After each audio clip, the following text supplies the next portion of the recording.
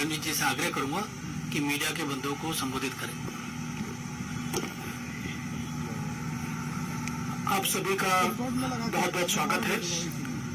अभी भी भारतीय जनता पार्टी की कार्य समिति की जो बैठक संपन्न हुई, इस बैठक का समापन आदरणीय प्रधानमंत्री जी के बहुत ही प्रेरक उद्बोधन से हुआ।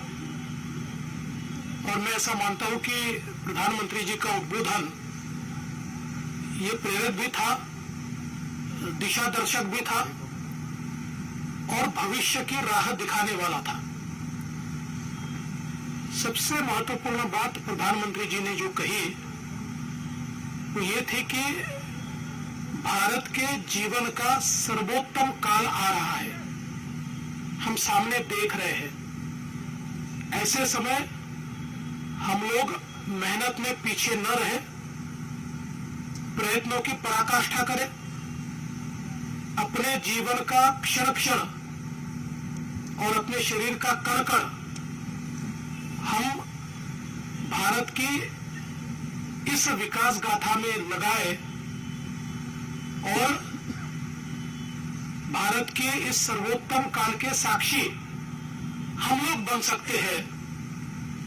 इस प्रकार की एक बहुत महत्वपूर्ण बात उन्होंने कही और साथ साथ ये भी कहा कि इस अमृत काल को कर्तव्य काल में परिवर्तित करें, तभी हम अपने देश को तेजी के साथ आगे ले जा सकते हैं। आदरणीय प्रधानमंत्री जी ने एक प्रकार से ये बताया कि भारतीय जनता पार्टी अब केवल राजनीतिक आंदोलन भर नहीं है, तो उसका रूपांतरण एक सामाजिक आंदोलन में हुआ है, जो समाज के सामाजिक आर्थिक परिवर्तन के लिए काम करने वाला, कार्य करने वाला उपकरण इस रूप से आज कार्य कर रही है। और उसी अनुरूप हमारे कार्यकर्ताओं ने भी काम करना चाहिए। साथ ही में उन्होंने कुछ कार्यक्रम भी हम लोगों को विशेष रूप से करने को कहा, जिसमें भारतीय जनता पार्टी के मोर्चों के कार्यक्रम ये बॉर्डर विलेजेस में हो, बॉर्डर विलेजेस के साथ हमारा संपर्क ज्यादा बने, उनका मेन स्ट्रीमिंग ये हम लोग कर पाए और वहां पर हमारी एक्टिविटी बढ़े, ताकि हमारा संपर्क सूत्र भी वहां बने और हमारी विकास की योजनाएं भी बॉर्डर विलेजेस तक पहुंचे। उसी प्रकार से आकांक्षी जिलों के विकास में भारतीय जनता पार्टी के कार्यकर्ताओं की भूमिका हो। जहां पर हम लोग अगर माल न्यूट्रिशन से लड़ाई कर रहे हैं, तो क्यों ना भारतीय जनता पार्टी के कार्यकर्ता भी अपने ओर से वहां पर कोई ना कोई ऐसा कार्य चलाए कि जहां से न्यूट्रिशन मिशन को एक मदद हो। आकांक्षी जिलों में जो कार्य चल रहे हैं वो कार्य गति से हो, इस पर हम लोग ध्यान दें। उसमें कहीं कहीं गड़बड़ नहीं हो रही है, इसकी ओर हम ध्यान दें। ये बात भी उन्होंने हम सभी को बताई है। इसके साथ साथ एक भारत श्रेष्ठ भारत इस संकल्प को दोहराते हुए हमारे सारे राज्य एक दूसरे के साथ समन्वय करें, एक दूसरे के भाषा को, कल्चर को हम किस प्रकार से अपनाएं, किस प्रकार से उसके साथ हम लोग एक भावनात्मक रूप से जुड़े, इसके भी कार्यक्रम हो। जिस प्रकार से काशी में तमिल संगमम हुआ, उसी प्रकार से हम लोग अलग अलग भाषाओं को साथ में लेकर इस भारत को एक भारत के रूप में कैसे तैयार करें, ये भी बात उन्होंने हम सबके सामने रखी। एक बहुत महत्वपूर्ण बात उन्होंने कही कि आज जैसे हमने बेटी बचाओ बेटी पढ़ाओ के माध्यम से विशेष रूप से जेंडर डिस्पैरिटी को दूर करने का प्रयास किया, और जिस प्रकार से उस बेटी को बचाने की कोशिश की जो बेटी समाज की कुरीतियों के कारण गर्भ में ही मारी जा रही थी, उन्होंने कहा इसी प्रकार से आज हमारी धरती माता की पुकार को भी हमें सुनना है। जिस प्रकार से हम लोग केमिकल्स का, फर्टिलाइजर्स का अनन्वित उपयोग करते हुए हमारी धरती माता को प्रदूषित कर रहे हैं, जिस प्रकार से आज इस प्रदूषण के कारण क्लाइमेट चेंज की विभीषिकाओं से, जलवायु परिवर्तन की विभीषिकाओं से हमें जूझना पड़ रहा है, हमको धरती माता की पुकार सुननी होगी और धरती माता की इस पुकार को सुनते हुए, चाहे वो प्राकृतिक खेती हो या एनर्जी ट्रांजिशन हो, इन सारे विषयों के ऊपर भारतीय जनता पार्टी को सरकार के साथ कदम से कदम मिलाकर चलना होगा। और इसमें हम किसानों को किस प्रकार से प्रेरित कर पाए, किस प्रकार से उनको मदद कर पाए, इसको एक मिशन के रूप में हम कैसे ले पाए, ताकि जलवायु परिवर्तन में और उसके खेती किसानी पर होने वाले परिणाम और उससे धरती माता पर होने वाले परिणाम, इसको हम कैसे दूर करें, इसके ऊपर भी हम लोग कार्य करें। आदरणीय प्रधानमंत्री जी ने ये भी कहा कि विशेष रूप से हम लोग 18 से 25 इस आयु की जो हमारी तरुणाई है, इस तरुणाई ने भारत के राजनीतिक इतिहास को देखा नहीं है। उन्हें पता नहीं है कि भारत में पिछली सरकारों में किस प्रकार से अनाचार, दुराचार और भ्रष्टाचार देखा गया, किस प्रकार का कुशासन था और कहां भारत आज चलते हुए आया है और किस प्रकार से हम सुशासन की ओर जा रहे हैं। इसलिए 18 से 25 इस आयु के जो हमारे युवा है, इनमें भी जागृति तैयार करना, इनको भी लोकतंत्र के मूल्यों के साथ जोड़ने की कोशिश करना, और साथ साथ किस प्रकार से के कुशासन से हम सुशासन की ओर आए हैं, ये बताकर उनको सुशासन के साथ जोड़ना, और सुशासन का महत्व क्या है, सुशासन से देश कैसे परिवर्तित होता है, ये सारी बातें उन तक पहुंचाने का काम भी भारतीय जनता पार्टी को आने वाले दिनों में करना है। साथ साथ भारतीय जनता पार्टी भाजपा जोड़ो अभियान चलाएगी, जिसमें सभी लोगों को भारतीय जनता पार्टी के साथ जोड़ने का प्रयास हम करेंगे। और प्रधानमंत्री जी ने एक बात बहुत स्पष्टता से बताई कि हम लोगों को संवेदनशीलता के साथ समाज के सभी अंगों के साथ अपना रिश्ता जोड़ना है। आज भारतीय जनता पार्टी सभी समाजों तक पहुंची है, लेकिन कहीं पर अगर कोई कमी है तो उसको भी दूर करना होगा। और साथ साथ ये भी संदेशा उन्होंने दिया कि ये सारी चीजें करते हुए केवल वोट की चिंता मत कीजिए, वोट के लिए ये सारी चीजें मत कीजिए, हमें देश और समाज को बदलना है, ये हमारा कर्तव्य है। कोई वोट दे या न दे, अगर हम इस सामाजिक काम को आगे करते जाएंगे, लोगों को जोड़ते जाएंगे, तो लोग हमारे साथ जुड़ेंगे।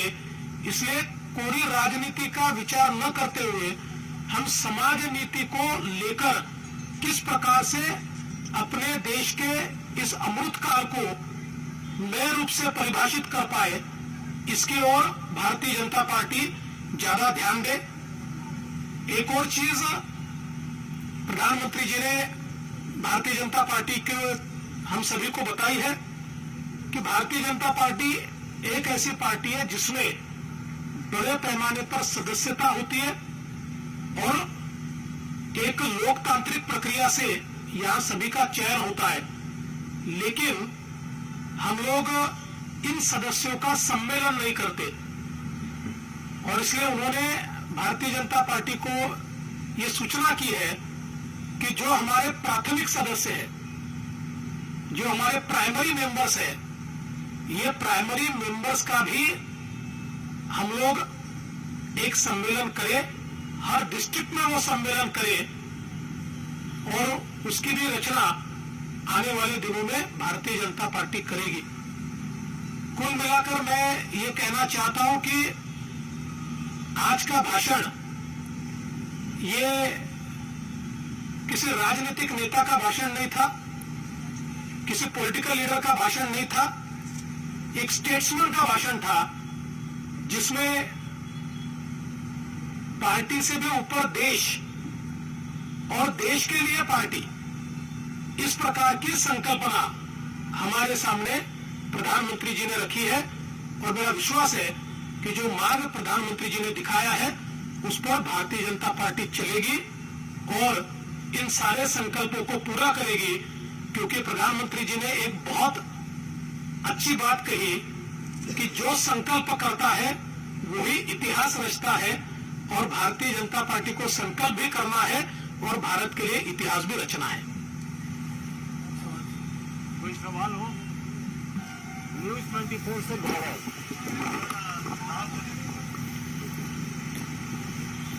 सर, लगभग 1 घंटे का, जैसा कि आपने बताया, उनका भाषण था। 9 राज्यों में चुनाव है, फिर अगले साल फाइनल है।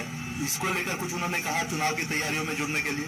देखिए, सब लोगों को यही लगता था कि चूंकि सामने चुनाव है तो ये भाषण चुनाव का होगा, इसलिए मैंने स्पष्ट रूप से कहा ये राजनेता का भाषण नहीं था, स्टेट्समैन का भाषण था और इसलिए चुनाव को लेकर कोई बहुत बड़ी बात उन्होंने अपने भाषण में नहीं कही। हाँ, ये जरूर कहा कि भारतीय जनता पार्टी को मजबूत कीजिए और हर जगह पर भारतीय जनता पार्टी पहुंचे, ये प्रयास कीजिए।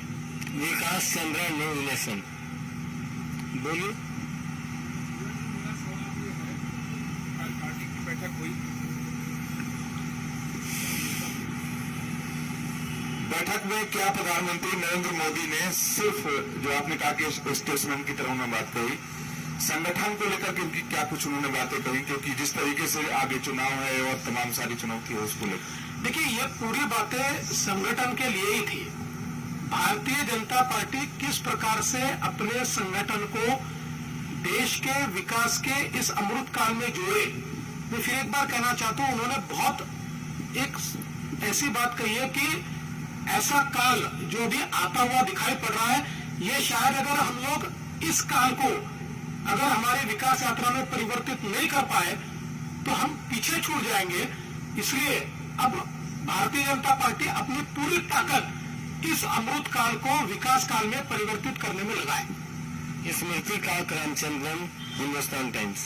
सर, पिछली बार पीएम ने बोला था कि there should be an outreach towards the minorities, specially the marginalised minorities among the Muslims.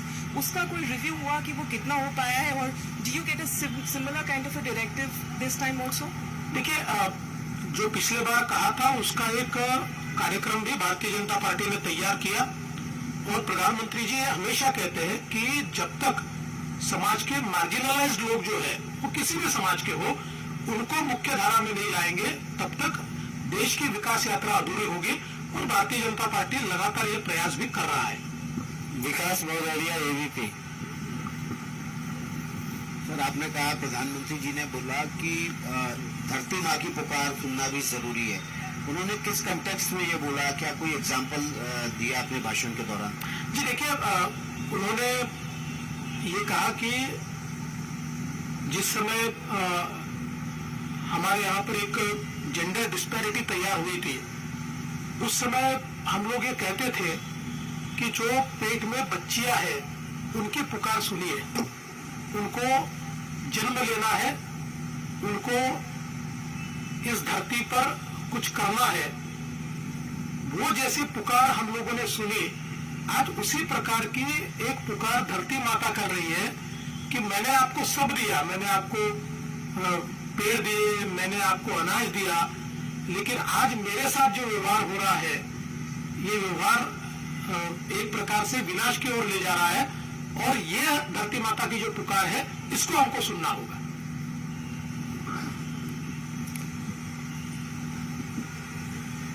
संतोष पाठक,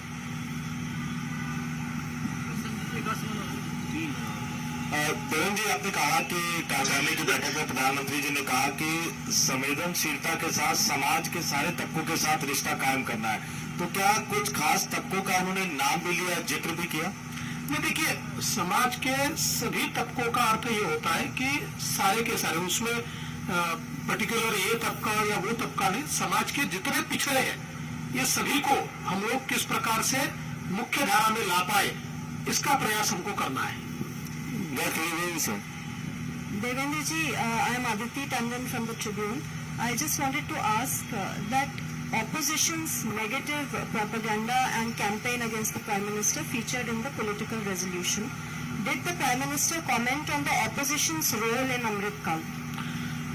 प्रधानमंत्री जी ने केवल इतना ही कहा कि हम ये अपेक्षा करते हैं कि इस यात्रा में सभी लोग अपनी अपनी भूमिका निभाएं, और उन्होंने ये भी कहा कि हम कभी भी अपोजिशन को कमजोर नहीं समझते, लेकिन भारतीय जनता पार्टी ने अब ये ताकत तैयार की है कि हम अपने भरोसे ये सामाजिक आर्थिक परिवर्तन की लड़ाई तेजी से आगे ले जा सकते हैं। शिवराज त्रिपाठी, आज तक।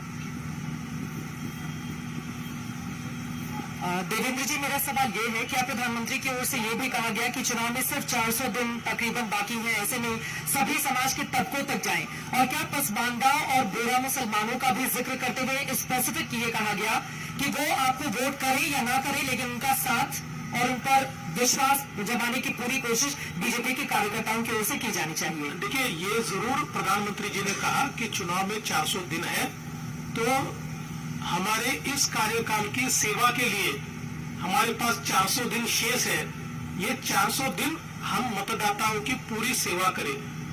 उन्होंने स्पेसिफिक ये समाज या वो समाज ऐसा न कहते हुए सारे समाज, जितने मार्जिनलाइज समाज है, सबका उल्लेख किया है। मुझे ठाकुर, देवेंद्र जी, आपने कहा कि 18 से 25 आयु वर्ग वाले हुए हैं। प्रधानमंत्री ने कहा उन्होंने देखा नहीं पीछे जो भी अच्छी बुरी बातें जो भी रही हैं, तो क्या वो जो नेगेटिविटी था उसके बारे में बताएंगे कि हम कैसे अच्छे शासन की तरफ जा रहे हैं, तो उसको बोलिए क्या स्पेसिफिक क्या था वो चीज? देखिए, बहुत स्पष्ट रूप से ये बात ऐसी है कि ये जो 18 से 25 के जो लोग हैं, इन्होंने पुराने सरकारों में जो कुशासन चला उसको उन्होंने देखा नहीं है, क्योंकि समझ लीजिए 2013-14 में उनकी उम्र 10 साल की 12 साल की रही होगी। तो सुशासन और कुशासन का अंतर क्या है? जब हम लोकतंत्र में काम करते हैं तो लोकतंत्र में सुशासन से किस प्रकार